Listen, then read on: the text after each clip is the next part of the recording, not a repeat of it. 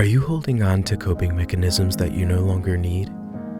Something I've experienced a lot with people with PTSD and CPTSD is we tend to hold on to our coping mechanisms long after we no longer really need them because we're out of the situation that caused the symptoms in the first place. One of the coping mechanisms that I used to try to hide from my pain was I used to daydream a lot.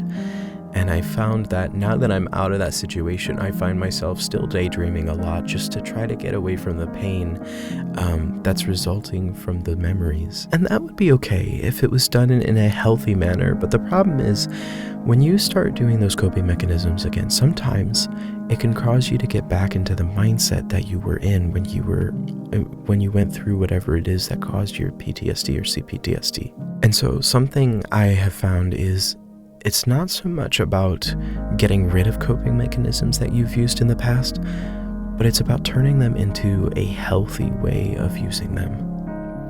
You can't always be daydreaming, but you can read books, you can watch movies, and sometimes, yes, you can allow yourself to daydream. Maybe when you're drifting off to sleep and, you're having trouble sleeping, maybe daydream then. But when daydreams are affecting your daily life, it becomes a stumbling block to getting to where you want to go.